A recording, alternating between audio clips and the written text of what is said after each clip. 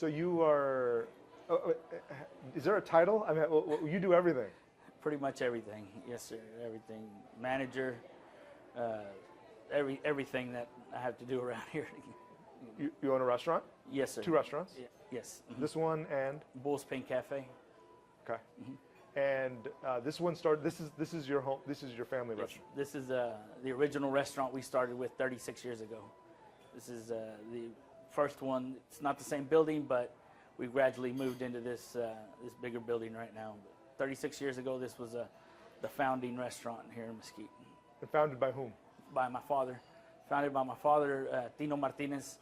You know, he in 1989, he opened up a little 10-seat restaurant down the street, and we've been blessed ever since to serve the community here in Mesquite. You know, with good Mexican food, and luckily we've been doing it for a long time, and we've been blessed to stay. 10 seats, and now how many seats do we got now? We have quite a few more seats here. We probably seat about 300 at a time with our banquet room.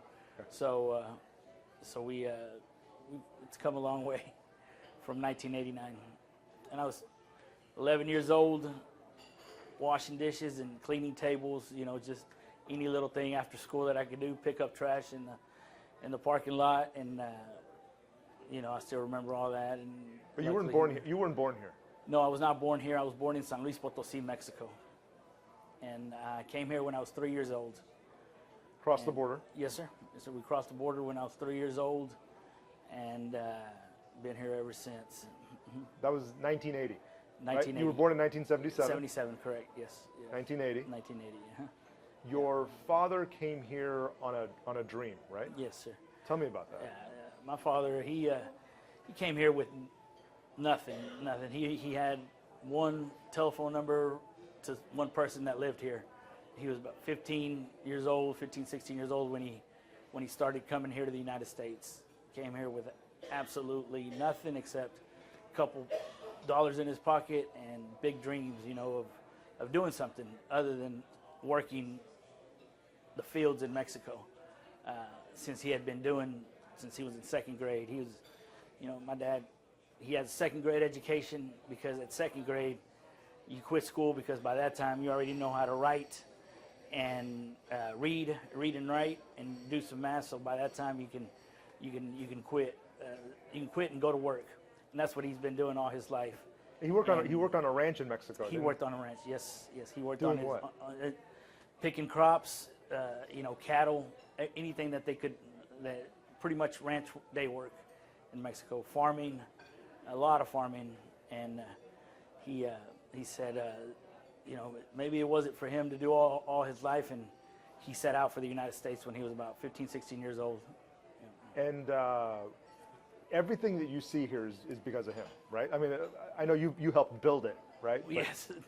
Yes, I've helped very little, but everything is because of his dream, his work ethic, and his belief in the American dream, and to work hard and to do something for yourself, and not only work hard, but, you know, kind of better yourself, better your family, better everyone's family around you. And that's why all my dad's dream has been is to employ people, give people jobs, put people to work, you know, to help them out and help their families. And that's all he's ever thought about. What's the quote? You told me your family lives by a quote or a few words. What were those words? Do you remember what you said? You know, just really just work hard, you know, believe in what you do and believe in the American dream, you know, that, and his work ethic is what got us here, you know, more than anything. He does not,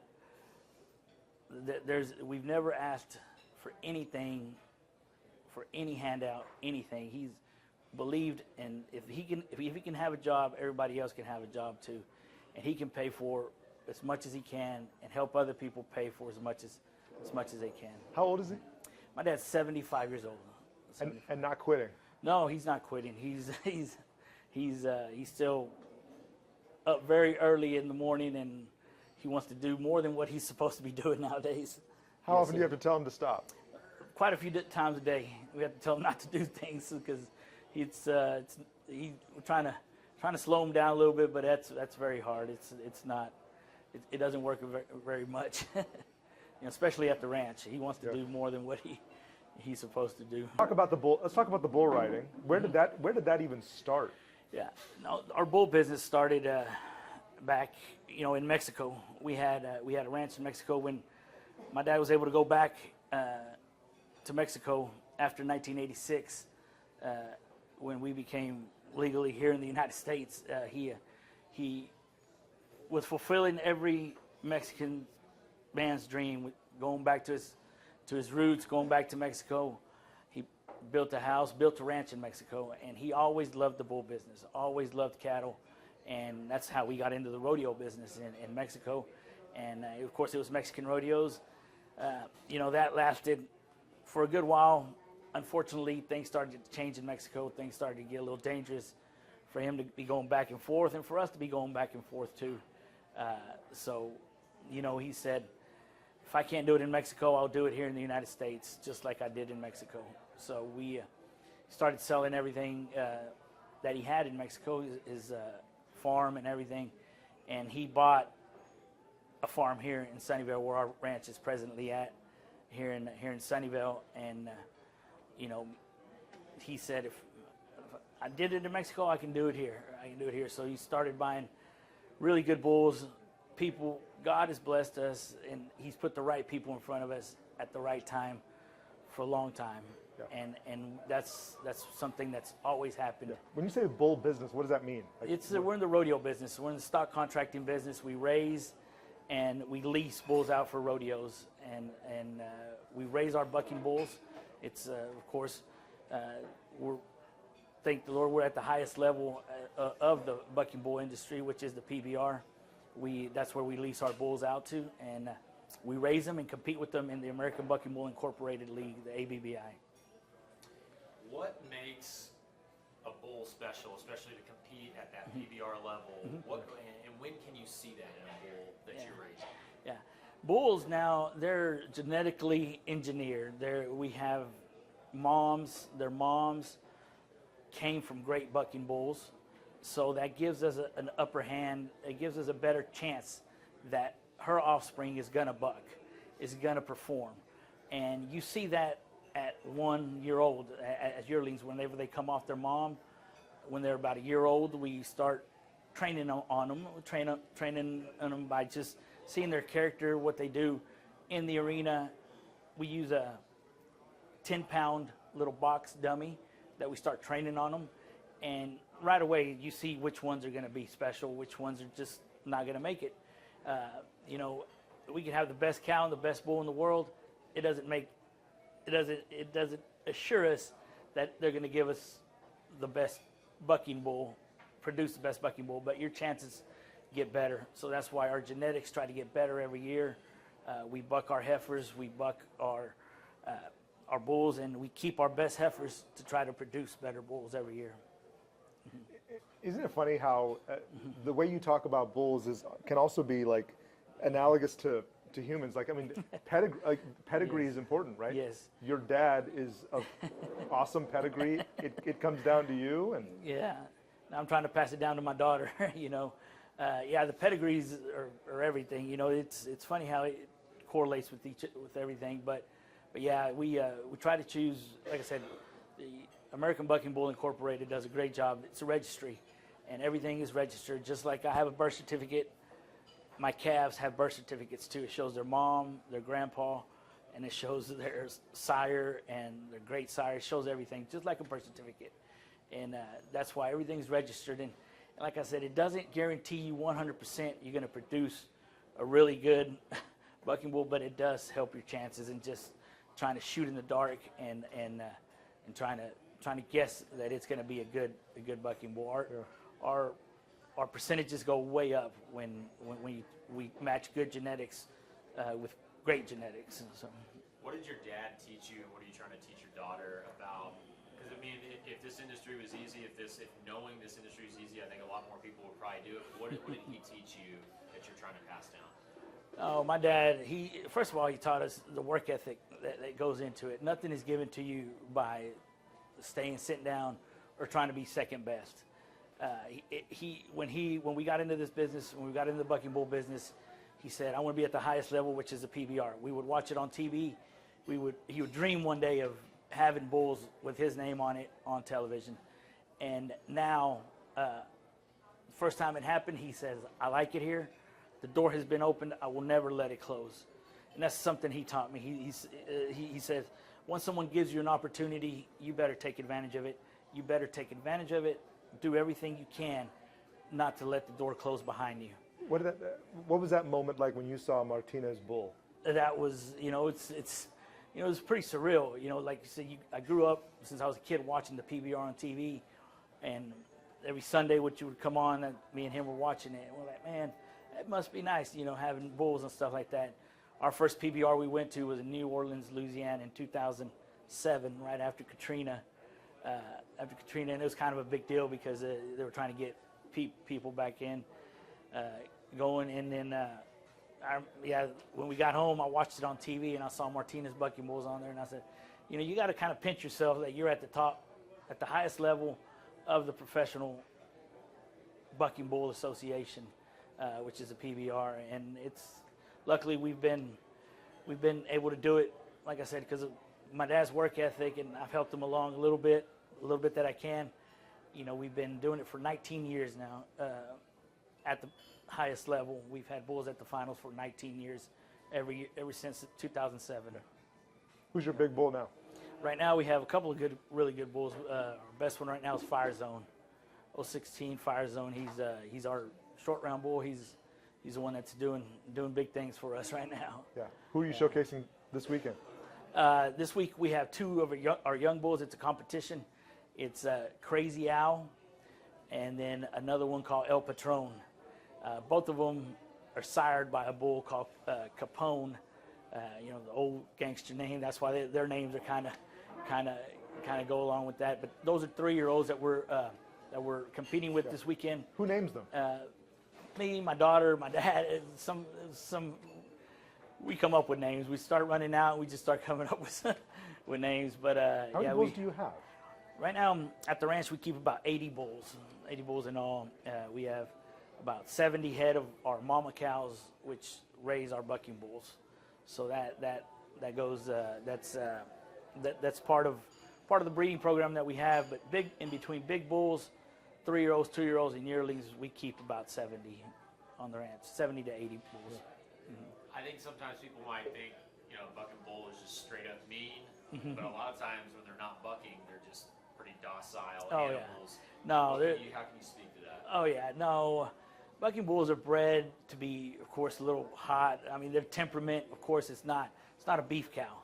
They're not a beef cow, but with a lot of them, they know their job. They know when they're about to buck. They know when they see that shoot, it's showtime.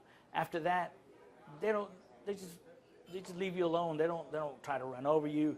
They don't try to kill you like a lot of people think that they're man-eaters. Yeah. No, it's not that at all. We have bulls that are very gentle, that they love to get rubbed and pet on, and we have bulls that like my daughters practice on flanking for their competitions, that they're so calm that they can practice on, and they just let them do whatever we need to do. How do you feel knowing your daughter is following in not just your footsteps, but your father's footsteps? Yeah, of course, it makes me feel very proud. I was very fortunate enough to have 3 girls. She's my oldest. She's 15, and for her to like what I like and what my father built around us, it makes us really proud. It makes me and my wife super proud that she likes doing it. And we never pushed it on her, never really wanted to, we let her get big enough, strong enough for her to flank her own calves and compete with them. And she's doing a great job. And she is the type of girl that she's like her grandpa. She goes, if I'm going to do it, I'm going to do it 100%. I'm going to try to be the best at it. If not, I'm not going to do it. If I don't like it, I'm not going to do it. If I don't, and she's enjoying it. She's ate up with it, and of course, it makes Daddy proud that she's even better than me sometimes. Do you see your grandfather in your daughter? Do you see your father in your daughter? Yes, I do.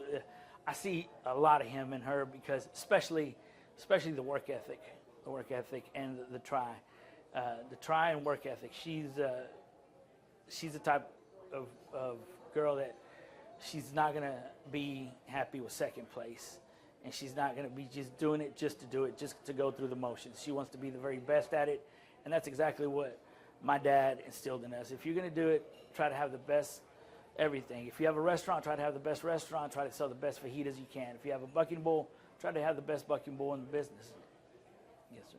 Are there many other girls at these competitions? I know girls do a lot, like the show cats, Yeah. the bucking bulls. I mean, Yes. is that not as common? It's not as common. It's getting more common. It's getting more common. It is getting more common. And she does have friends of hers that are doing it. And you know, there's some older girls that actually have taught her a little bit on how to do things. But it's not as common. But there is quite a few young ladies that going starting to do it. You know. At the PBR level, there isn't very many women flanking calves. There is some, but there isn't many. But I feel like in the next coming years, that'll change a lot. When I won't be able to go, my daughter's going to be there doing it. Your father was granted amnesty. Yes. When? 1986, the best president to ever live, Ronald Reagan was a president, and he brought 3 million people out of the shadows in something called amnesty in 1986. And it was 3 million people that had been here for a certain amount of time that could prove that they were worth being here, prove that they were worth living in the United States, and to be a part of the United States, to be part of the American dream.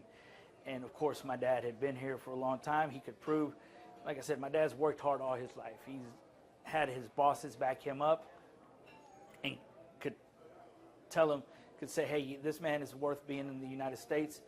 And in 1986, we were granted amnesty for him and his whole family. And that's where we became legal. Yes, sir. If you were able to, we see this as an awesome just circle, you know?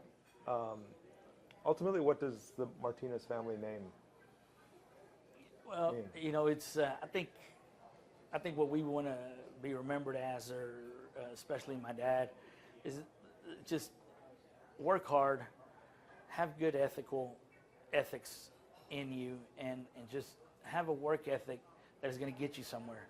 Don't ask for help if you don't need it. Don't ask for something that you don't deserve. Everybody that is willing to work can find a job and can find a good job, and not only that, but prosper in that job, and work hard and get advanced and you know, move forward, you know, and supply for your family and a lot of other families that depend on you. You know, you're supplying on them too. Is your dad still dreaming? Yeah, he slowed down a little bit. We made him, not made him, but he's still. If it was up to him, he'd be building another building next door. You know, but you know, times have changed a little bit. Yeah. You know, but where is he on his American dream? I think it's pretty much it's fulfilled. I think his American dream is fulfilled. There's so many people that have been blessed through him that he's been able to give you know, jobs to, and that he's been able to see their families prosper because of the dream that he had and the work ethic that he had, and he was able to build something to where he could employ people to have that same want and to have a good life. You know, I think that's his American dream. His American dream was to put people to work, for him to have a good job, and for a lot of people to have a good job, and that's what he's enjoyed the most.